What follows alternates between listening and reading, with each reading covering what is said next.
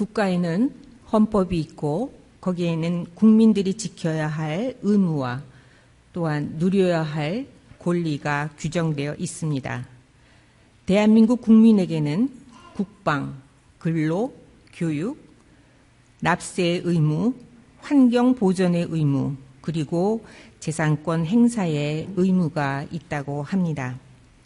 그리고 미국 시민에게는 준법의 의무, 배심원의 의무, 납세의 의무가 있다고 합니다.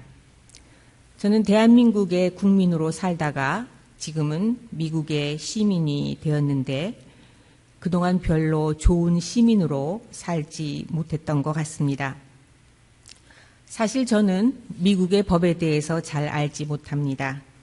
그래도 교통 티켓 몇 장 뗀 것을 제외하고는 감옥에 가지 않고 20년 이상을 이 땅에 살고 있으니 운이 좋았던 편인 것 같습니다. 배심원의 의무 역시 배심원을 하러 오라고 하는 편지가 올 때마다 내가 아니어도 할 사람이 많을 텐데 하는 생각과 귀찮다고 하는 생각이 들어서 영어를 못한다고 핑계를 대며 가능하면 피해보려고 했었으니 참으로 부끄러운 시민이었던 것 같습니다. 그나마 납세의 의무는 물론 세금을 가능하면 적게 내고 싶어 하고 텍스 리턴이 돌아오면 공돈이 생긴 듯이 좋아했지만 그래도 남의 나라에 와서 새 아이 교육시키며 살면서 이민자가 세금을 내는 것은 당연한 일이라고 생각하며 꼬박꼬박 냈던 것 같습니다.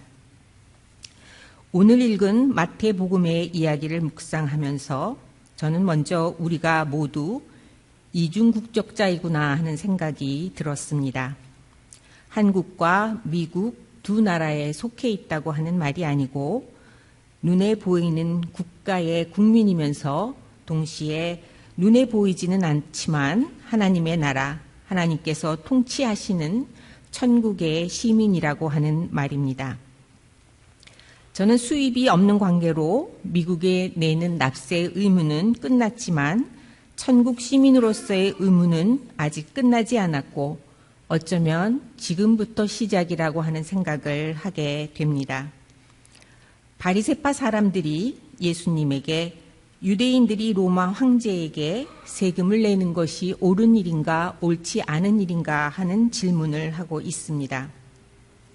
이 질문은 예수를 올무에 걸리기 위하여 던진 질문입니다. 그 당시 유대인들은 미국의 이민원, 우리 이민자들과는 사정이 달랐습니다.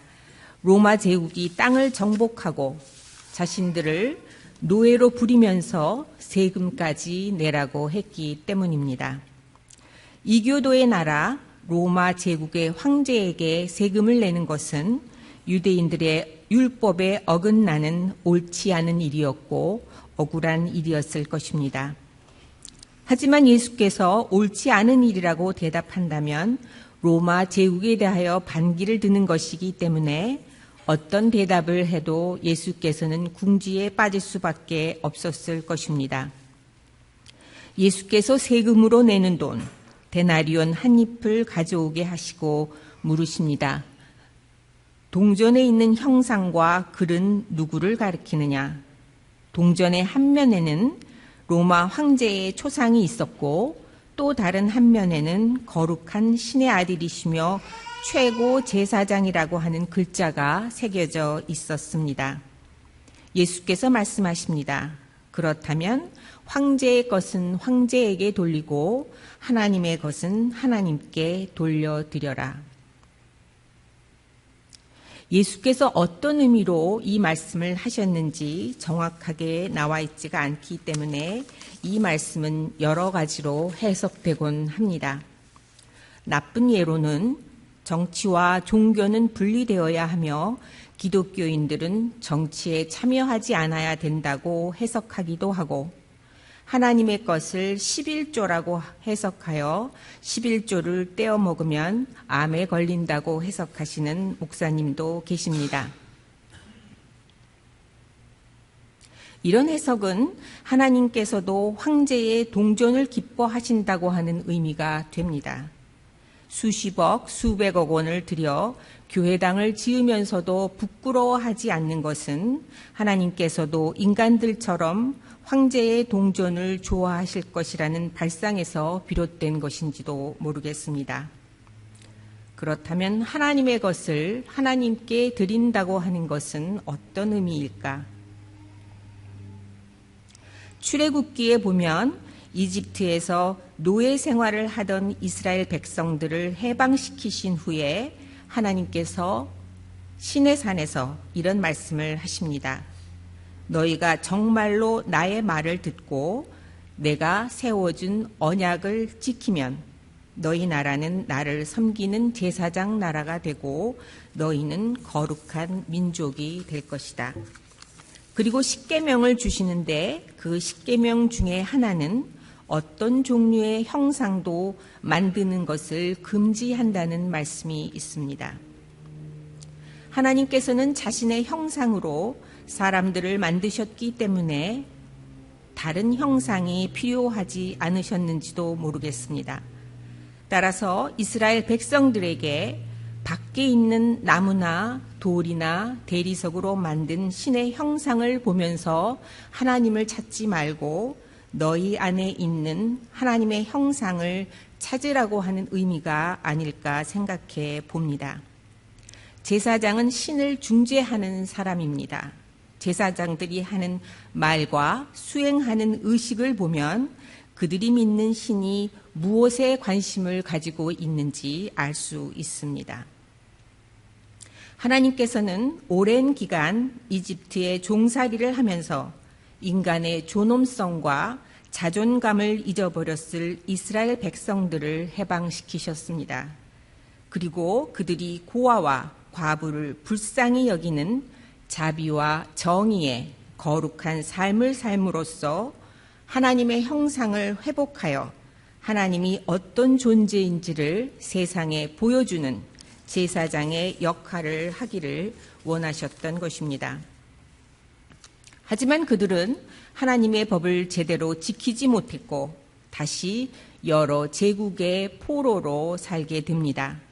예수가 사셨던 당시에는 로마 제국의 노예로 살고 있었습니다. 황제의 것은 황제에게 주고 하나님의 것은 하나님께 돌려드려라.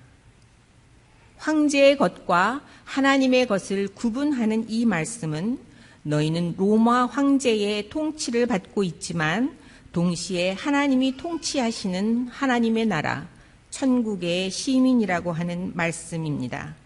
이 말씀은 로마 제국의 압제 속에서 노예로 살고 있던 사람들에게는 위로와 희망의 말씀이 되었을 것입니다. 황제의 형상이 새겨진 동전은 황제에게 속한 것이니 황제에게 주어버리고 너희들은 하나님의 것, 바로 하나님의 형상을 가지고 있는 너희의 전 존재를 하나님께 드리라는 말씀일 것입니다. 예수께서는 하나님 나라의 법을 두 가지로 요약하십니다. 혼신을 다하여 하나님을 사랑할 것과 내 이웃을 내 몸처럼 사랑하라는 말씀입니다. 천국 시민의 의무는 단 한 가지입니다. 하나님의 것을 하나님께 드리는 것, 하나님의 형상으로 창조된 우리의 존재를 하나님께 드리는 것, 다시 말해 하나님을 사랑하고 이웃을 사랑하는 삶을 삶으로써 하나님이 누구신지 어떤 분이신지를 이 세상에 보여주는 제사장의 역할을 하는 것이 우리들의 의무가 아닐까 생각해 봅니다. 한국의 기독교인들에게는 세 가지 하기와 세 가지 안 하기가 있다고 합니다. 안 하기는 술, 담배 안 하기, 불상이나 장승의 절 안 하기, 제사 안 지내기이고 세 가지 하기는 주일 성수하기, 헌금 드리기, 그리고 전도 열심히 하기라고 합니다. 어떤 분이 이런 한국 교회의 모습은 안식일에는 몇 걸음 이상 걸으면 안 된다든가, 어떤 음식을 먹으면 안 된다든가, 무엇을 하면 부정을 탄다고 하는 형식적인 법을 제도화해서 자신들은 거룩하다고 구별된 사람이라고 생각하며 이 법을 지키지 못하는 사람들을 부정한 사람이라고 정죄했던 바리새인들과 같다고 하는 비판을 하는 것을 보았습니다. 여러분은 어떠십니까? 세 가지 안 하기를 안 하고 하기를 하고 계십니까? 아니면 안 하기는 하고 하기는 안 하고 계십니까? 저는 세 가지 안 하기와 하기에 열중하는 한국 교회에서 떨어져 나와 미국에서 살고 있는 20년 동안에 나도 모르게 안 하기도 안 하고 하기도 안 하는 또 다른 유형의 바리새인이 되고 있는 것은 아닐까 하는 생각을 해보았습니다. 미국에서 산 20년 동안 제가 만났던 사람들은 대부분 학교와 그리고 교회를 통해서 만난 사람들이었습니다. 어쩌면 저는 무의식적으로 저와 생각이 다른 사람들을 만나기를 피하거나 만날 기회가 있어도 가능하면 종교 이야기를 피하면서 내 스스로를 유배시키면서 살고 있는 것은 아닐까 하는 생각도 해봅니다. 세길교회를 방문했던 분들 중에 세길교회는 박사가 너무 많고 자기들끼리 똘똘 뭉쳐 있어서 소외감을 느낀다고 말씀하시는 분들이 계셨습니다. 교회가 특정한 나이나 교육 수준 그리고 사회계급을 가진 사람들만 모인다고 알려지는 것은 교회의 위기라고 생각을 합니다. 교회는 서로 어울릴 것 같지 않은 젊은이와 노인들 그리고 어떤 계층의 사람들이라도 예수를 믿는다고 하는 한 가지 공통점으로 서로 어우러질 수 있는 곳이어야 한다고 생각을 합니다. 우리들이 교회 안에서나 밖에서나 자신과 같은 부류라고 느껴지는 사람들과만 어울리고 자신들에게 친숙한 언어와 친숙한 문화적인 표현을 사용함으로써 무의식적으로 다른 사람들과 벽을 쌓고 있는 것은 아닌지 우리 자신을 돌아보아야 할 것입니다. 우리들은 8억 이상의 인구가 하루에 한 끼 식사를 해결할 돈이 없어서 굶주리는 세상, 해마다 100만 명 이상이 자살을 한다고 하는 세상에 살고 있습니다. 그래서 하나님께서는 사람을 찾으십니다.